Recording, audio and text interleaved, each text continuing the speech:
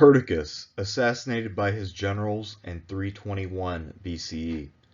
Descended from the former ruling family of the Macedonian subkingdom of Orestes, Perdikkas was a very close contemporary and friend of Alexander the Great.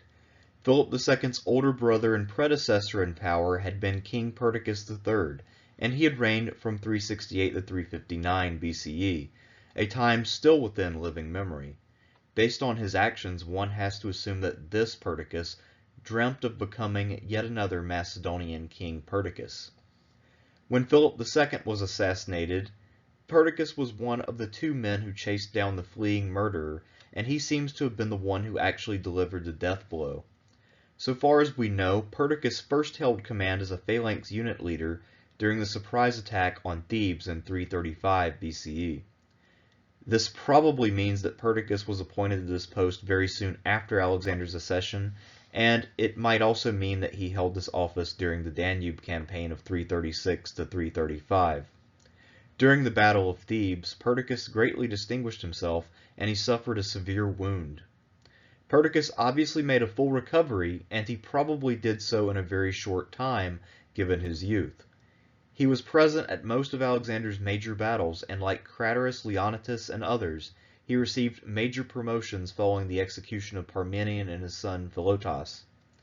When the companion cavalry was divided in half, Perdikkas was given the second and less elite unit. Following Hephaestion's death in 324, Perdikkas succeeded him in command of the royal squadron.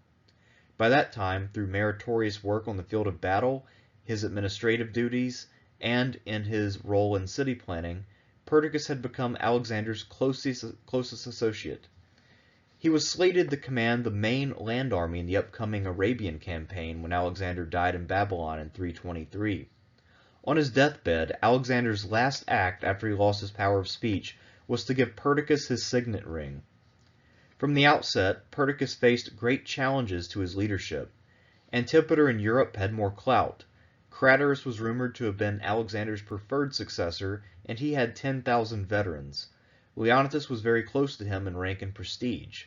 Ptolemy was looking to advance himself by dividing the more senior leaders, and crisis followed crisis at a dizzying pace.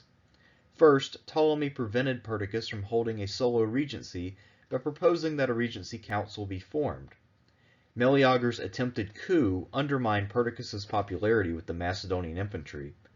As news traveled around the empire that Alexander was dead, many people, mostly Greeks, reacted with joy and began preparations to overturn Alexander's settlements. The Greeks in Europe revolted under the leadership of Athens, while 20,000 Greek mercenaries in Bactria decided that it was time to march back to the Mediterranean. Meanwhile, trying to balance out his generals and keep their powers limited, Perdikkas had empowered the Greek Eumenes, but in the process alienated Leonidas and Antigonus. The fact that Craterus lingered for so long in Cilicia with his veterans must have been unnerving to Perdikkas. Perhaps most dismaying of all these happenings was that Ptolemy in Egypt had killed his Perdikkas-appointed deputy Cleomenes, and his ambition was clear from his expansive efforts along his western border. The most immediate danger came from Meleager, however, and his disaffected Macedonian infantry at Babylon. When Meleager led what amounted to a mutiny in favor of Philip III's accession, Perdikkas laid siege to Babylon. Meleager had the infantry backing him, but Perdikkas had the cavalry, so he could gain control of the countryside and inflict suffering on Meleager and the mutineers, thus driving them to negotiate a compromise. Making false promises and having appointed Meleager as his deputy, Perdikkas then had Meleager's chief supporters trampled to death by elephants, without a trial, I might add, and then proceeded to have Meleager murdered. When a spot as his deputy opened up, he shunned Leonidas, who was the first holder of the office before Meleager had to be appeased, and instead opted for the able, safely junior, and seemingly loyal Seleucus.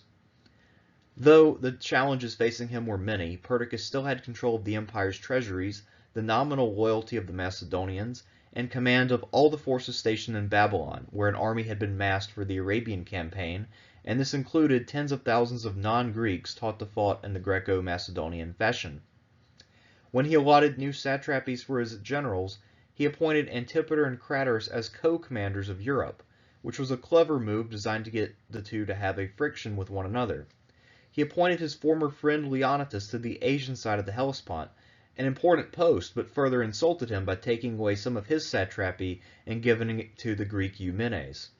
Antigonus was probably happy to be reappointed to Phrygia, where he was popular, but he was so offended by the order to assist Eumenes, the implication being that he was to do so in a subordinate fashion, that he simply ignored the directive.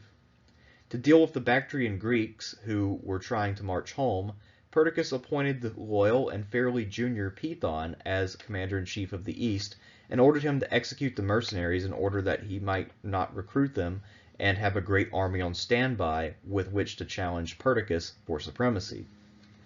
Politically, Perdikkas established himself as a champion of the Argead dynasty, and he made Roxanne and her unborn son, later Alexander IV, his special charges.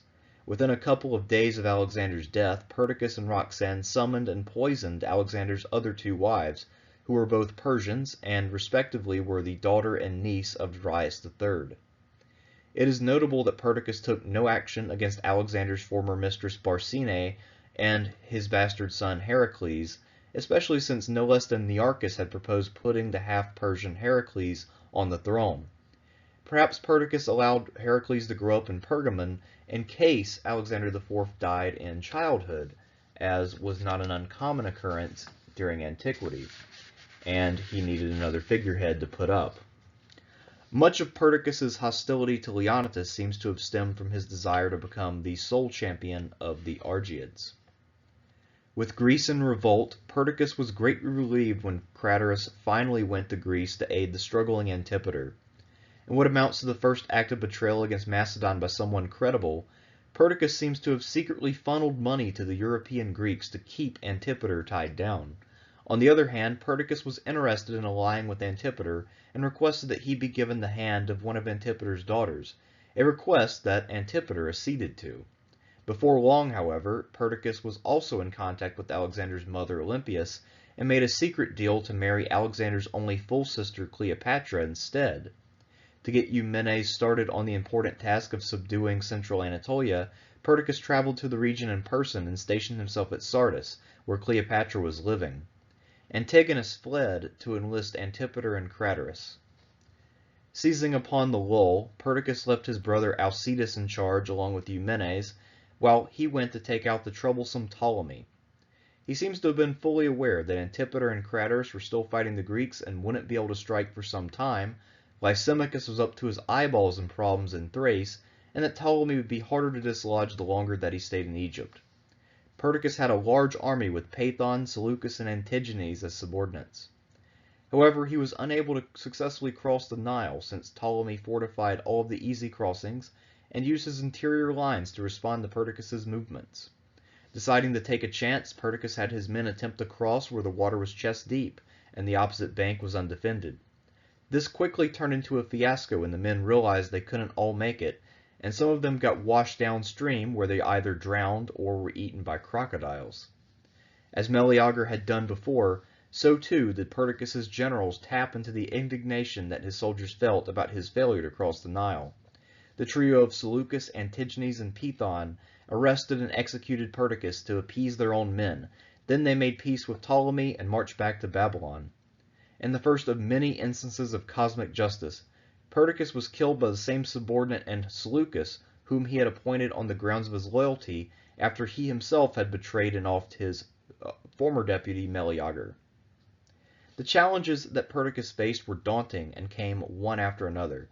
It is probable that none of the other successors could have dealt with these issues with full success, though one has to think that the smooth Ptolemy, the enterprising Seleucus, the prestigious Craterus, or even the ancient Antipater was better suited for dealing with these kinds of unprecedented problems.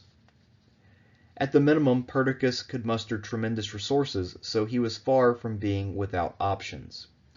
Perdikkas was partly a victim of Alexander's poor planning, but even more so he was the victim of the succession crisis that followed upon the death of nearly every Macedonian and Persian king.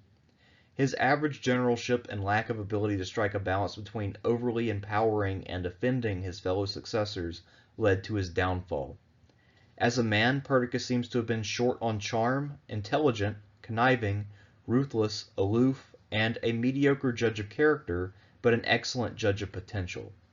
The odds were not necessarily in his favor, but Perdikkas made many mistakes and had some serious shortcomings as a leader, and these caused his downfall. Whether Perdikkas envisioned himself on the throne, or whether he wanted to raise Alexander IV to be a puppet king, or whether he actually was a true Argead loyalist, I cannot personally profess to know. However, given the severity of his shortcomings, I can't imagine a world where Perdikkas succeeded. When Perdikkas died, the chances that Alexander IV would ever inherit his father's empire as a whole upon his coming of age also died.